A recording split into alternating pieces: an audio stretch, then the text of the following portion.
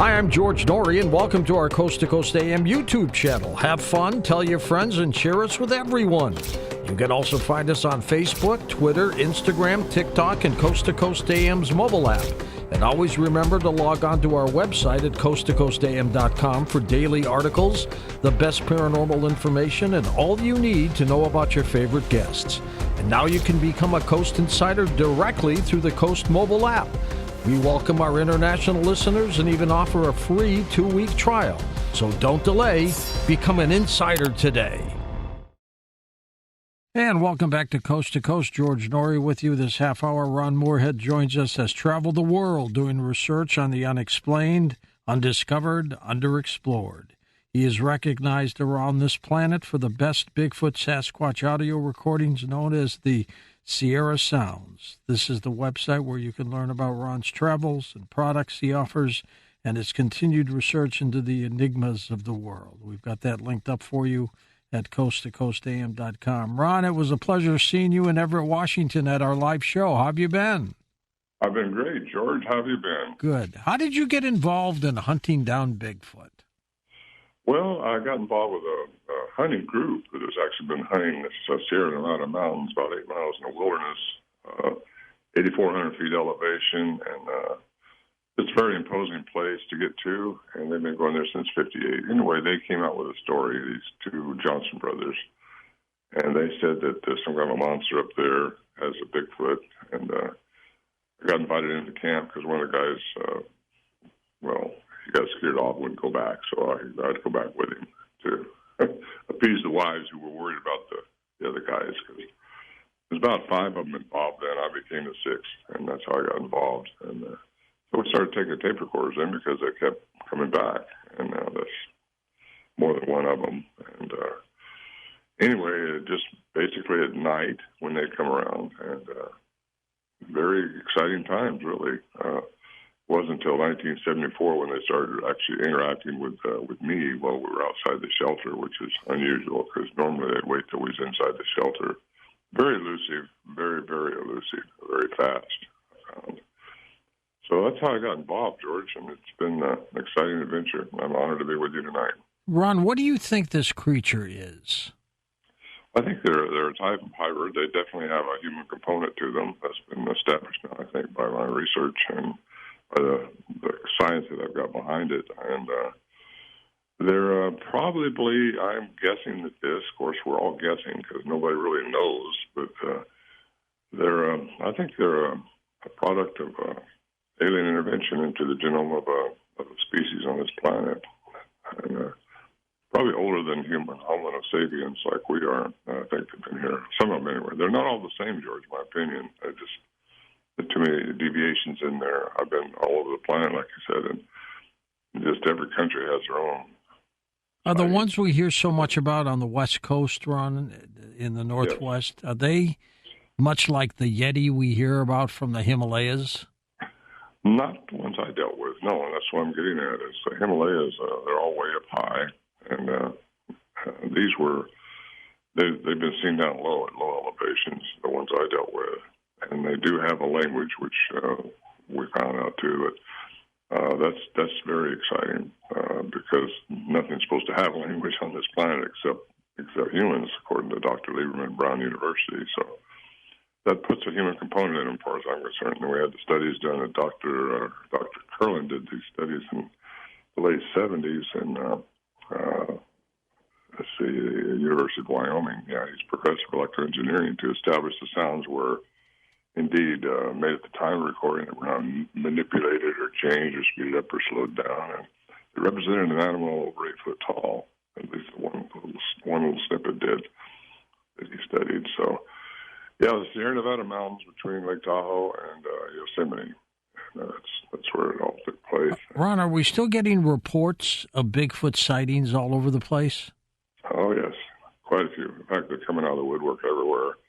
I speak at these conventions, and my gosh, there's not hundreds anymore. There's thousands show up sometimes, and jeez, it's very, very interesting because so many people are seeing them, and they're just coming out, and more so than ever. That kind of correlates with biblical ancient texts too, as far as giants being on the earth in the last days. And they've been on the Earth a long time, but they don't come out just like they're very elusive. There's some very interesting anomalies associated with these things. Tell us about the Sierra Camp, and where is that? Well, like I said, it's between Yosemite and Lake Tahoe, and I don't get the specifics of it because I think the place would get inundated with people trying to hunt these things. And yeah, that's true. There's people out there trying now to hunt them, and that's just not the way it goes. These things, I think, if you ever see one, it's like hit by lightning twice in your life. They're very, very elusive, and they have an intuition about them, which is always underestimated by most people. They seem to outfox you every time you try to trick them, and so they're very unusual. I've got a lot of ideas about them, but that's because I've been doing this for over 50 years now. No, why did they call it the Sierra Camp? Because it's in the Sierra Nevada mountains. And that's just the name we came up with because okay. I call it that. Yeah. And have you had many sightings in that region? There's quite a few sightings, yes, in that whole region, all the way from all the way to California, Oregon, way up in Washington, too. I was living on the Olympic Peninsula just before I moved out here to North Carolina, and there's a lot of activity there. In fact, I'm speaking up there in another week or two. It's exciting, really, to hear what people have to say, and I've listened to so many reports over the years, and that's what I put all this stuff together and I try to make some sense out of it because so many reports are telling me things that I ran into myself, about the anomalies associated with them, the different lights that come around, the different sounds they hear that can't describe the source of it. Like us, we couldn't decide the source of where a lot of these sounds came from. Even though I'm not talking about the vocalizations that we recorded. I'm talking about one time I thought the camp was being tore apart. We thought we was inside this little shelter, and we got out later when all the corrosion stopped and nothing had changed. Nothing. How do you explain that? It's kind of weird. So you just kind of put it on the shelf and wait till it happens. So we took an investigative reporter in there in 1972. He thought it was probably a hoax, so I pulled his leg, and didn't know that at the time, but he recorded the sound. He's the one that actually fostered the studies. That was Alan Berry, and he fostered the studies at the University of Wyoming. And then it wasn't until later on when we found out there was actually a language involved in it, and I just began researching it all the time since then. It's just been quite an adventure for me. We're going to play some sound later this half hour with your associate Scott Nelson, and. Yeah, Scott's... it's great recordings, by the way. Well, yeah, actually, Al Berry caught some really good recordings up there one night. And it was all recordings, so we got a lot of redundancy. But he had his microphone remoted up about 30, 40 feet above a shelter. And sounds like they're standing right outside the microphone, but you couldn't see him. I mean, he looked, and you couldn't see anything. Of course, a lot of big trees up there, too. But where he had it remoted was on a little sibling pine, just a little bitty tree. Anyway, he never saw what was making the sound. So therefore, we took a wildlife-ologist up there to check for speakers or things like that at the request of a scientist who said, you really need to validate this. Nobody's been messing with you up there. Of course, when you get up there and realize just how far and remote and how rugged it is, you realize it'd be ludicrous for someone to go all the way in there and try to do that and not leave any signs, which other than their tracks. And so anyway, he got some real clear sounds. He took them to the University of Wyoming and got Dr. Curran to study them for a year.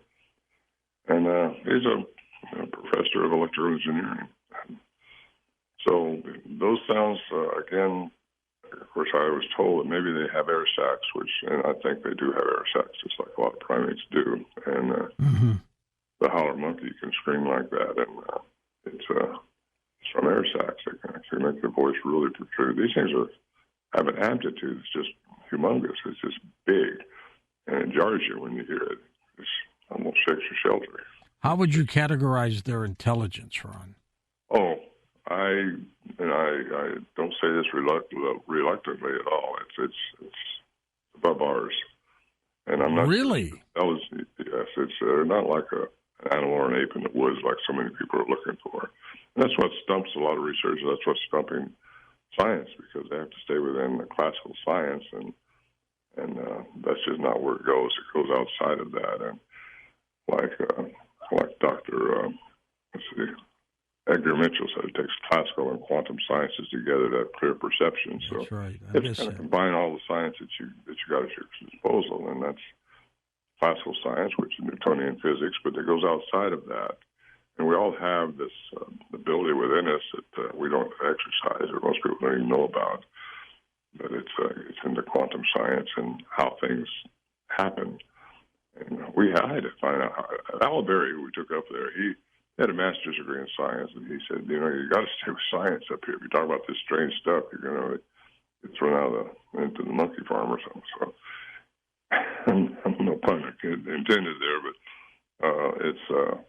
it's available to us, and you just have to understand how things really work throughout the universe, not just in the micro world.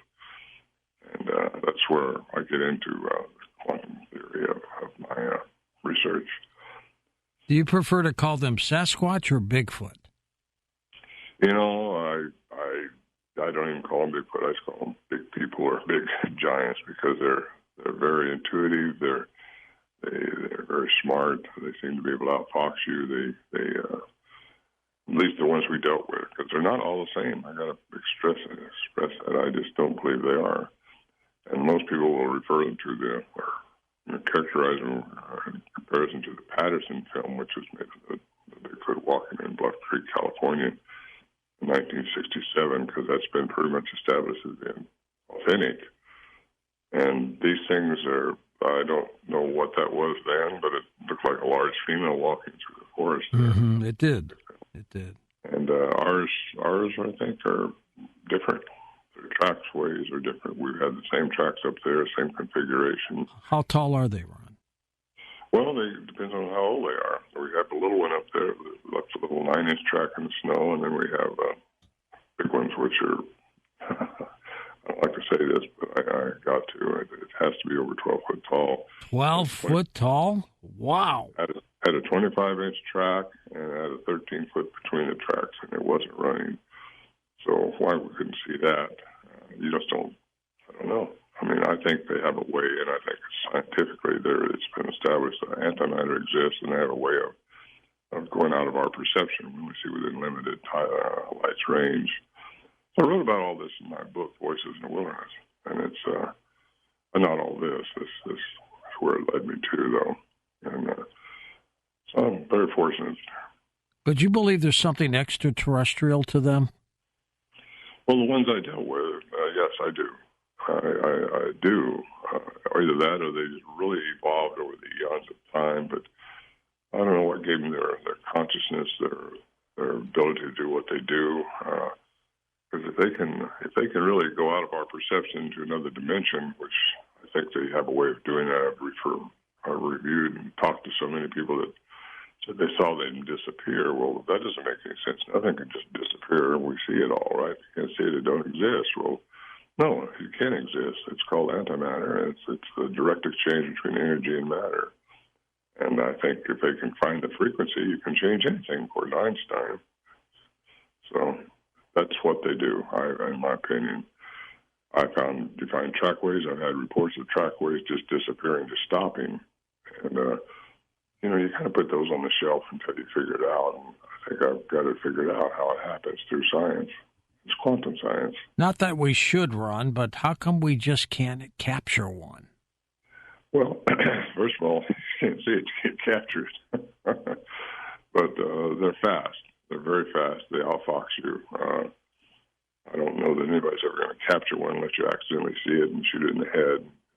Yeah, I hope they don't do that. You're right about that. Well, according to Kandahar giant in Afghanistan, that's how they kill one, the military. That's according to stories that I've heard and people I know that. You think that was a Sasquatch as opposed to a giant? Well, I think those are synonymous. I don't know. I mean, you don't get to see that because the military took it away. Of course, they take away anything that doesn't fit their narrative. And what we had up there was giants, but the average size of a track up there was like 19-inch. I mean, we found a 19-inch track and with that 9-inch track I told you about, which represented to us a female and an adolescent. And it's highly doubtful some guy would be up there making these tracks to trick people, right? Well, you're right, especially in the snow, because you get up to 8,400 feet in Sierra Nevada mountains. And that's cold. There's still some snow up there a lot of times. So you don't have any doubts at all, Ron, about the existence of this creature? I have no doubts. I'm 100% sure these things are there, and other places too. But again, they have some common denominators to them with each other. But a lot of them, I think, have been, according to indigenous people, they've been here for eons. Native Americans have stories like that, and if they've crossbred with them, that's the story that I've been getting, that would make some of them more human-like, which would also change their trackways and their tracks, actually, the foot. What do you think the population is of these things? Oh, gosh. Well, according to Grover Krantz, late Grover Krantz, who passed away, he's a scientist out of Texas, or out of Washington. He said there had to be at least 200 to have a gene population to breed. But if you take them all over the world, there's got to be hundreds of them, if not thousands, all over the world. But not millions. Oh, well, no, I don't know. I really don't. No one knows. But they're being seen more and more, and there's family groups of them. When they come out into our dimension, into our world of 3D, they're able to live by our rules. They have to until they go out of it. And again, that's when they go out of our perception. And a lot of people call that cloaking, but they do that through sound vibration, I believe. And they're spotted where primarily, Ron? The West Coast mainly, but then since I've been back here in North Carolina, my goodness, there's so much activity like that going on here in the East Coast, more so than I would have ever imagined. And I've been speaking back here a couple times this year already, and there's so many people interested in this because they've had some experience with it and seen them. And it's just amazing how many people come out of the woodwork when you start talking about it. Absolutely. Well, look what they're doing with the UFO situation nowadays. Well, there you go. Yeah, I totally believe in aliens like everybody should now since our government said we can, right? Yep. It's so nice of them to tell us what we can't do, isn't it? But yeah, aliens are around. They've been around for eons. They're still here. They've been here. They manipulate the genome of different species to acclimate their species probably to this planet. That's my theory anyway. So there's a lot of hybrids running around.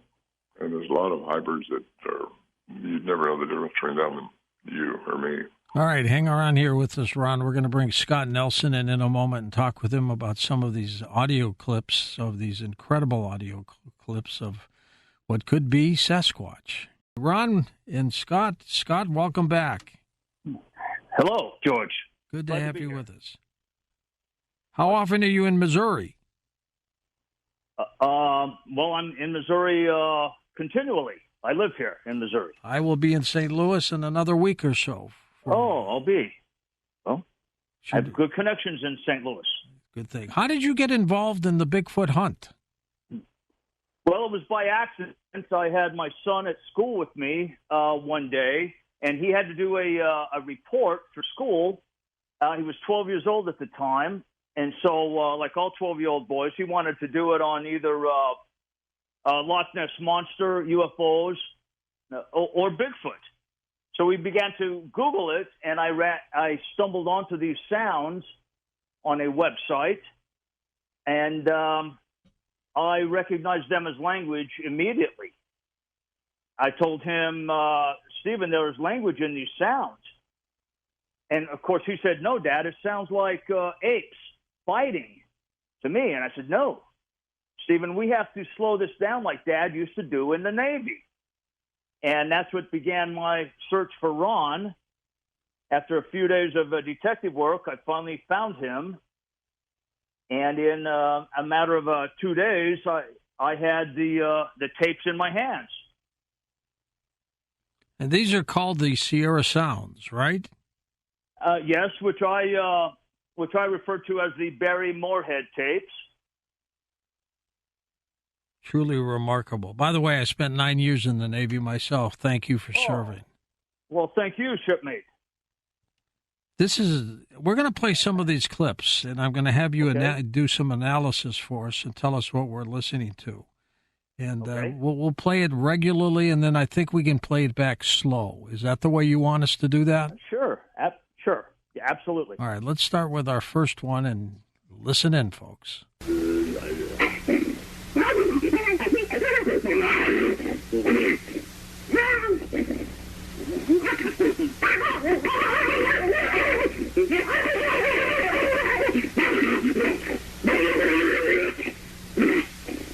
He doesn't sound happy, Scott, does he? No. All right, now I think we have it in this little slower motion.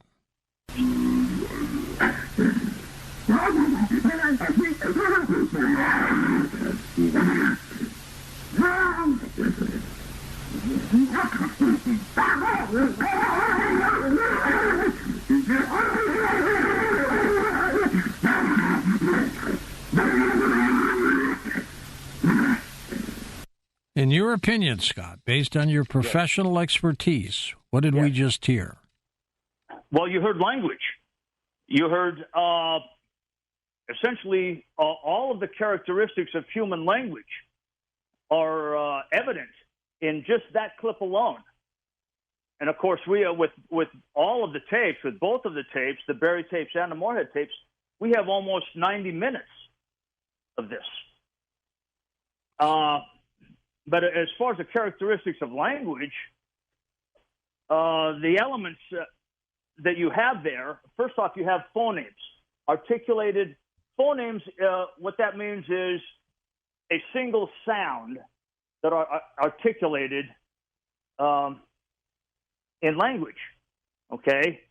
You have more than one phoneme becomes a morpheme or a morpheme stream, which we would call a syllable, or if you have more than one morpheme, it becomes what we would normally call a sentence. Of course, we can't call them sentences, in linguistics. Then you have utterance, which is more than one morpheme stream. You have more than one utterance, it becomes discourse. And then in that particular cut, you have what we call conversational turns between two individuals. So it essentially has all of the elements of language in that cut alone. So this wasn't like some ape growling. This is actual speaking amongst each other. Correct. We've got a couple more clips, Scott. Let's listen to this one. This is in regular speed.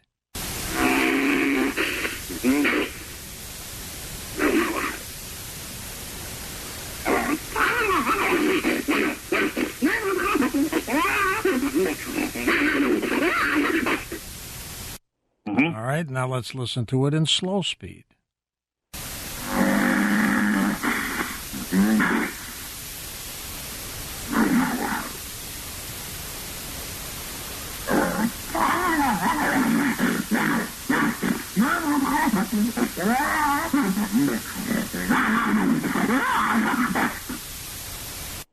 You don't have to be a linguistics expert, Scott, to know that they don't sound happy. No, not at all. And you don't have to be a language expert to begin to hear the language embedded in those sounds. They're very clearly articulating utterance the same way that humans do. In fact, the female there says has a morpheme stream, Maya Kablu.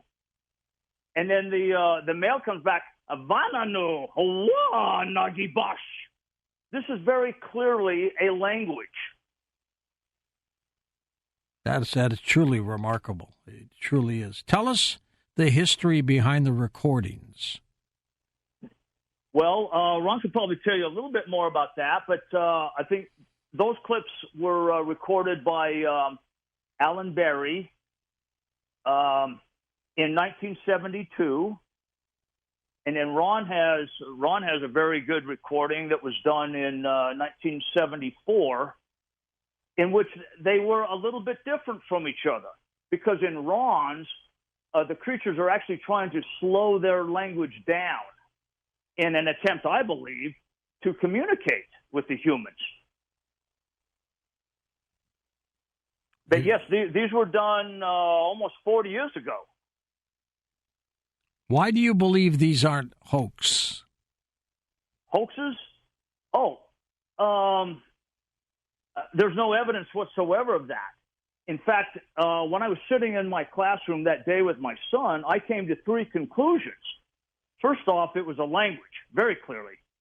And again, once you tune your ears to it, lay people, you don't have to be a linguist to hear the articulated language. Okay? The second conclusion I came to immediately was that it was not human. They were making sounds way above and way below the ability of humans. And the third conclusion was that it was not fake. And there are many reasons that I knew that right away. First of all, I was trained in all of the deceptive practices in voice communications, and there were no evidence of any of that in these tapes. First off, there are if something is fake, there are sound markers that you can tell that I was trained in. And second of all, in these tapes, you have the humans in different parts of the tape stepping over the language of the creatures. And then you also have the creatures stepping on each other as they are arguing, kind of like a married couple, Mm-hmm. you know, that are arguing, and they answer each other's questions before the question is completely out. So that's one marker. Then,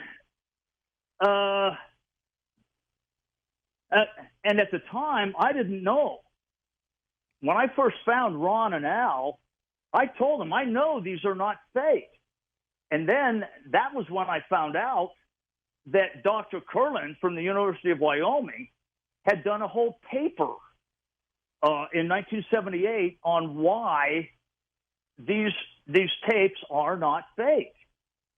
Now, he's not a language guy.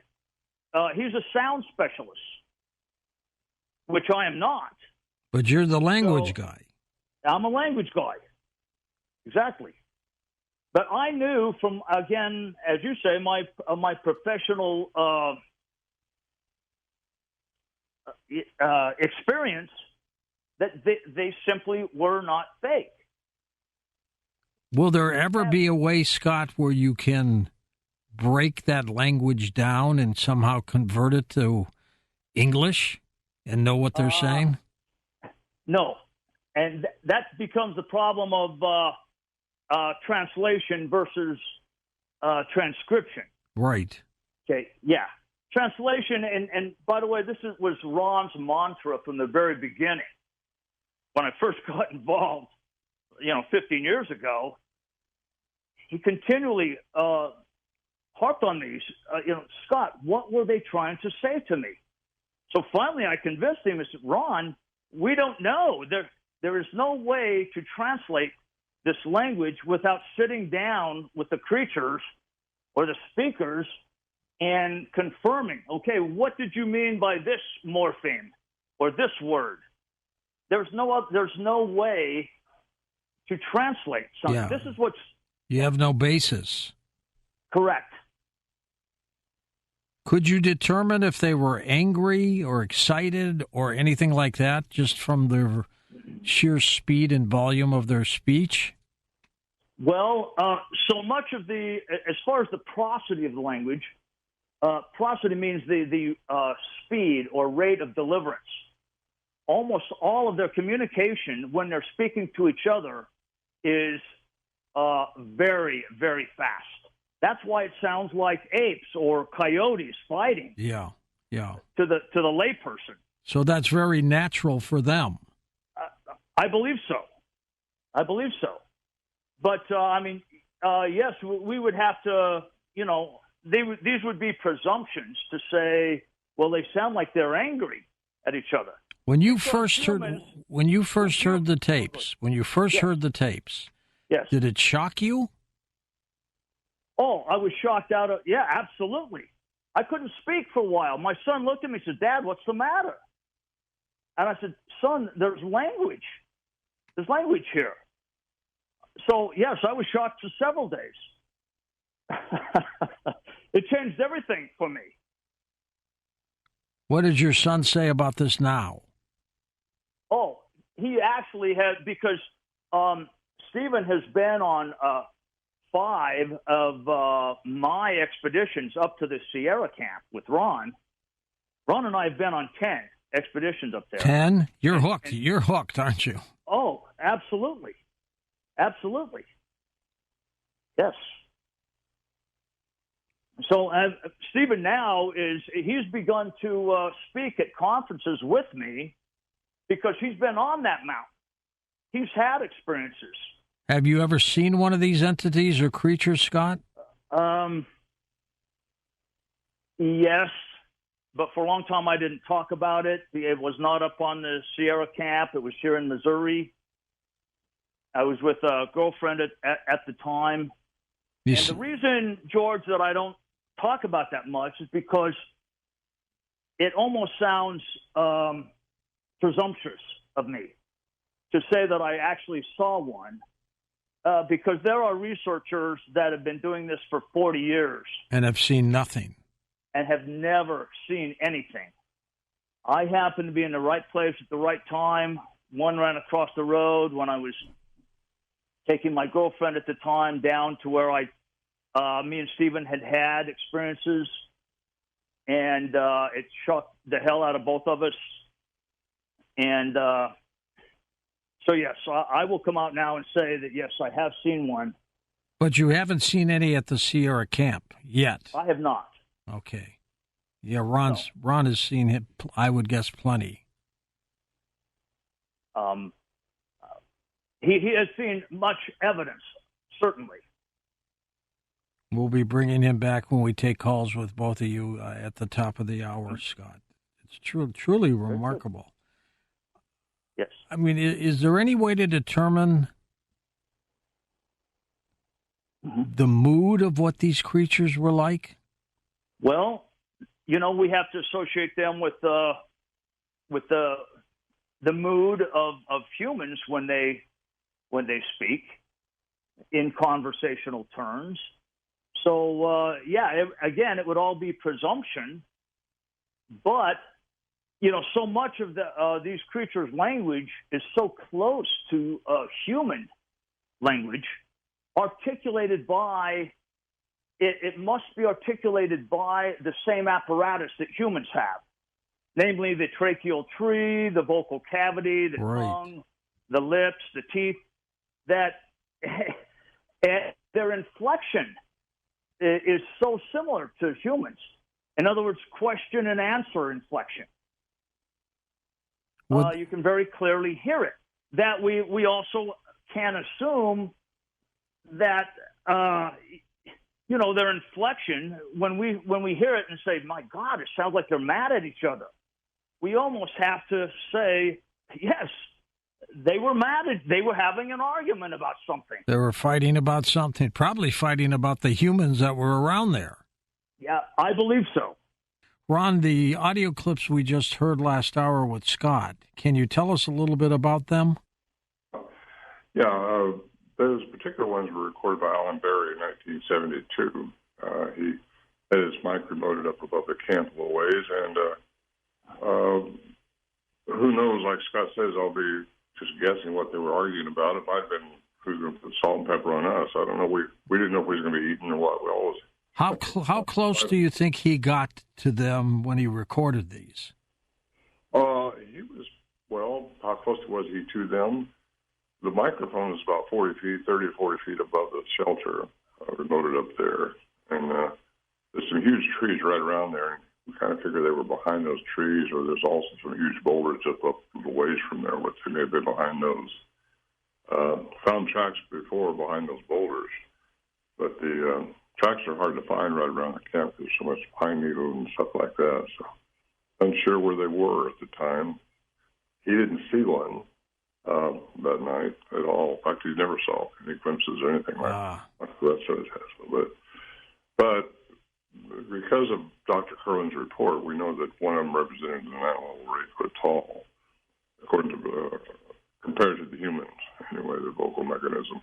So anyway, that's they were arguing. I think, of course, we all guess at that part, but it sure sounds like they were arguing. The ones I recorded in 1974 were actually trying to communicate with me, and we're sure of that. You can hear the inflection of the sound asking a question. I, to this day, don't know what they were asking me, but I would mimic them back, thinking they were, I was playing with. We had no idea what we were dealing with at the time. We're just something special, but I mimicked them back on this on cassette tape recorder, and so that's what I produced my second CD with.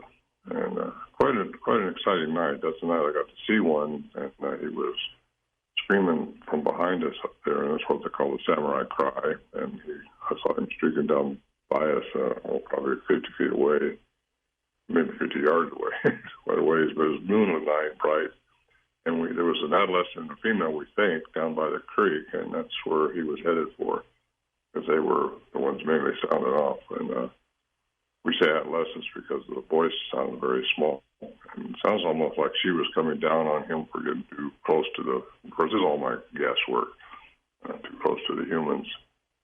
But anyway, they toy with you. I have to say that. At least these toy with us, because they think that we think we're smarter than them, and they got a little edge on us there, I think. So they've got some intelligence, and do you think they show emotion, Ron? Well, absolutely. You can hear that in their voices. Yeah, they have emotions, and they have something that I guess I've heard aliens don't have, and that's emotions. And so maybe that's what they're after, is our who we are as humans. I think we're very special as a human race, and I'm just glad that somebody finally has got a hold of this and then did a production on it, as far as the biography of that camp, because it's really important, I think, that people understand just what went on up there and where it's brought me.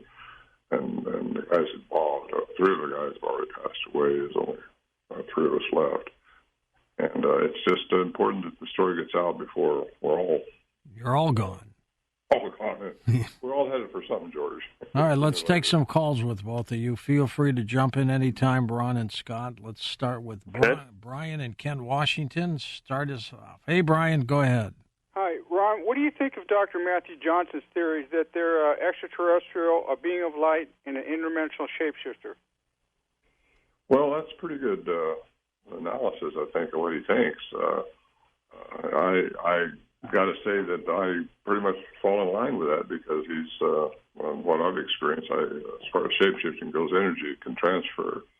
Energy and matter are intransferable.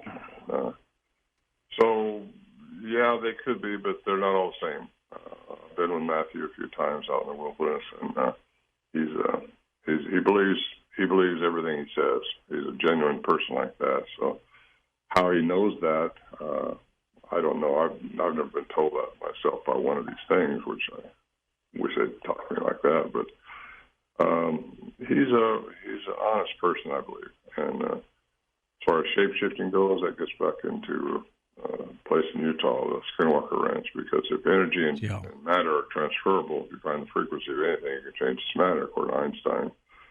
So really, I think that's possible. Ron, if they're ETs, do they come and go via craft, or are they just dumped here? You mean a portal? Well, I don't know. If they're ET, I don't know if they're ETs. They may have been, the gnome might have been put together by an ET, because I know that, like their size and all that is different than us. They have abilities that we don't have. I think it's important for all of us to understand our own human limitations. We don't see, hear, or smell like a lot of animals that we know about here. And we only see within certain frequencies. And anyway, that's why they go out of our frequency. And that's why some people say they cloak. When they change their matter via frequency from matter to energy. That's where you see the orbs and the light because everything is energy. It's the most minute level of existence. If we ever find one, what do you think science will do with it? Oh, they'll probably hide it, like they've always been doing. The science, it depends on who finds it and what they do with it, but I think the government will. They have to control the narrative. If they can't control it, they hide it. And that's what I think has been going on for a long time.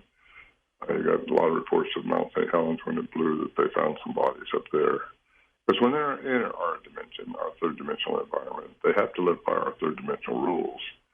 And until they go out of it, which is through, we call it shape-shifting or energy transferable or whatever you want to call it, but I do believe they have the ability to do that. And it's through frequency. Everything's energy, frequency, and vibration.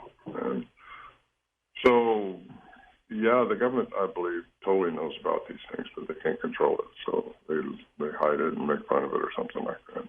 Scott, as a linguistics expert, have you ever heard anything like this before? No. That's the simple answer, is no. And since I've had, when me and Ron go to conferences, we always solicit input from any researchers out there to send us any tapes or audio clips that they have collected. And so, therefore, I've received close to 100 of different audio tapes, and nothing comes quite close to this. I've received a couple that I believe are authentic audio clips that would be the same type of creature. But they're very short and very, nothing to the extent or the power that these have. Yeah, the quality on these were pretty good. Yeah. Correct. Let's go to Michael in Burbank, California. First-time caller. Hey, Michael. Hi. About 15, 20 years ago, I was invited to a Thanksgiving dinner.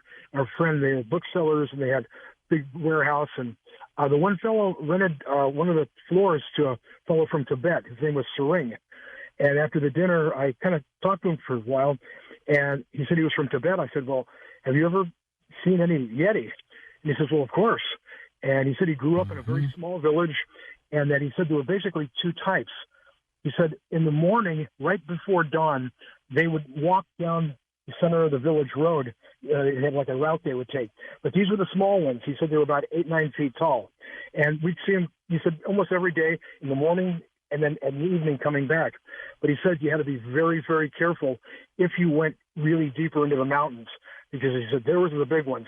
He said they could be 11 to 14 feet or higher. And he said they were very dangerous. And I said, well, would they come after you? He says, well, put it this way, you don't want to disturb them, because picture this, the way you would throw a ball, they could pick up a boulder and throw it like a ball. So he says you didn't want to get them angry. So if you saw them, you just took an alternate route. But he said, yeah, he'd seen them numerous times, and there were two different varieties. Your thoughts, Ron Moorhead? Several reports of these things throwing boulders or they never hit them, but they'll fall. They're not supposed to interfere, I don't think, with us. We have our own karma to live out, our own decisions to make about life and all that stuff. So it seems like we have dominion on this planet, and they're not supposed to interfere with it. But some of them do. They interfered with us up there. For what reason, we don't know. They did.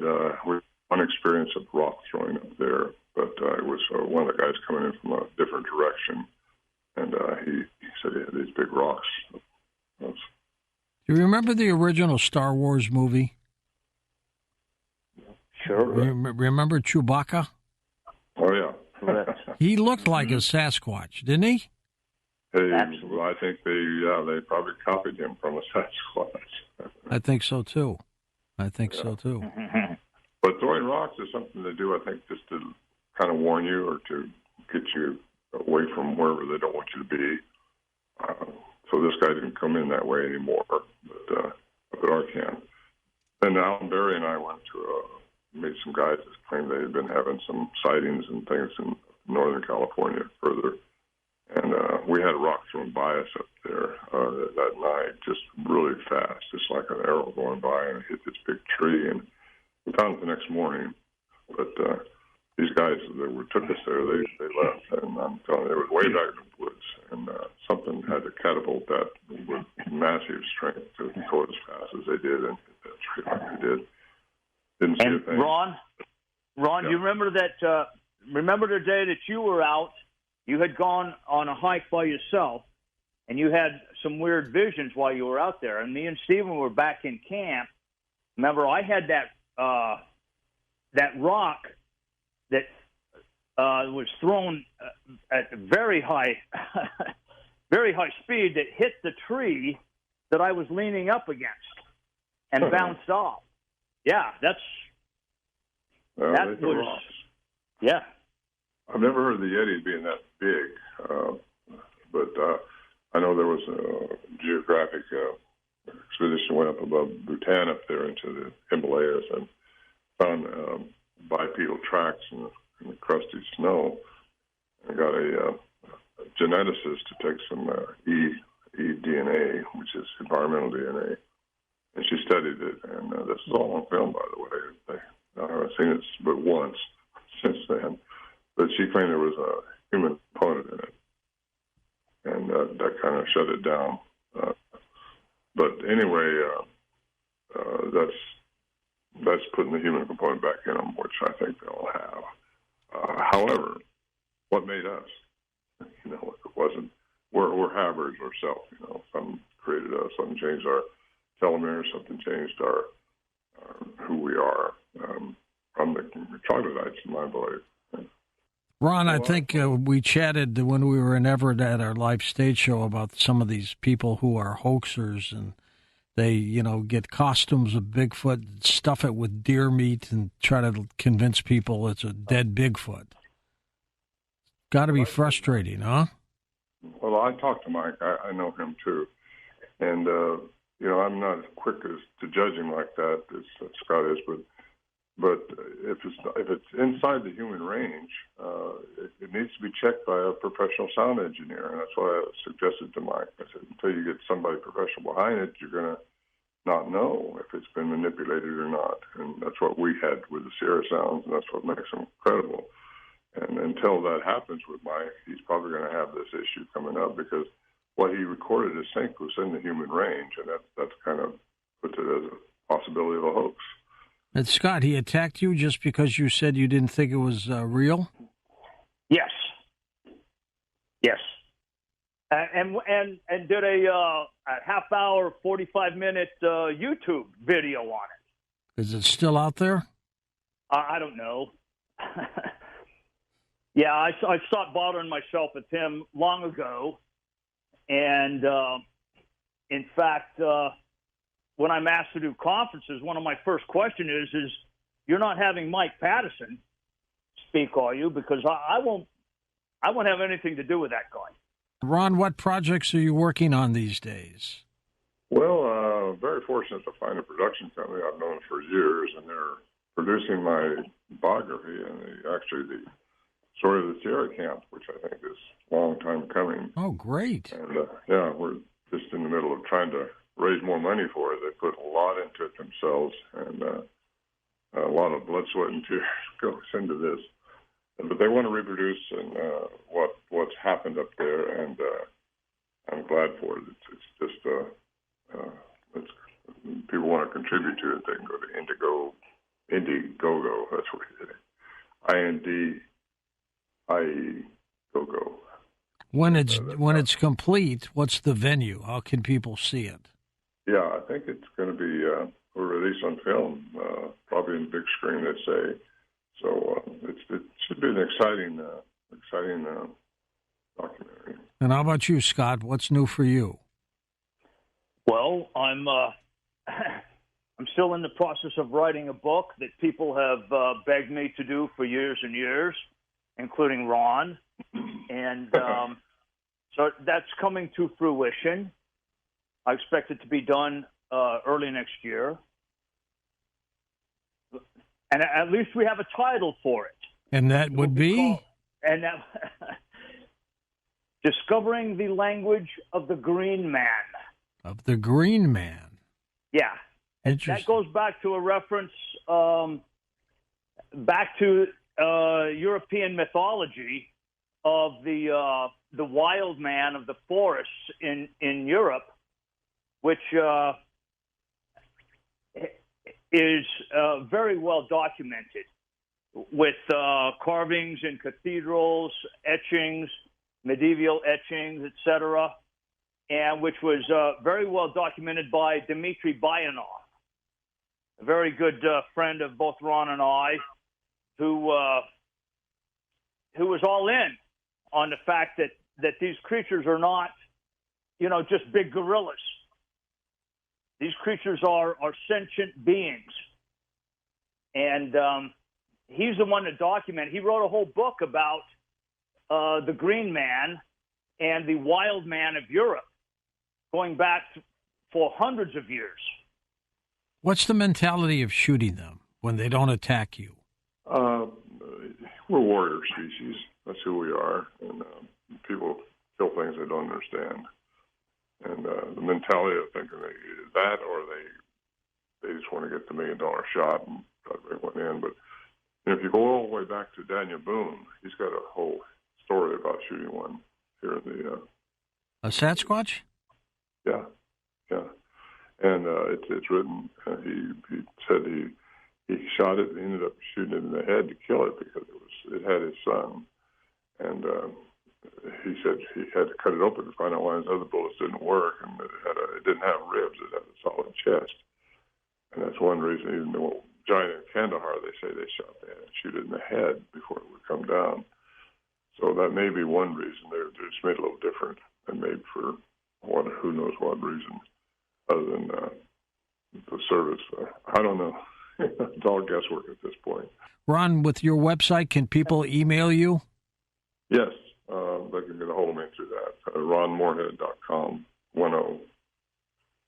And I appreciate you having me on, George. Thank you, Ron. You keep in touch. And Scott, you got the last words, my friend. Go ahead. Likewise, George. It was a pleasure. Well, I've listened to you for years and years on the road, on our road trips with the family, driving all night. You're the guy that keeps us awake at the wheel. I wish I could interpret those Bigfoot sounds. We could really do something, huh? I hear that. Okay, my friend. Be Thank well. you, George. Thanks, Scott. Scott Nelson.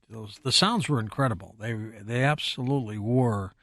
They sounded somewhere cross between ape and human, but they were strange to be sure. The Coast mobile app is now available for download on iPhones and Android devices. You can become an insider directly through this app. This is a great option for our international listeners, and new users will also receive a free 2-week trial.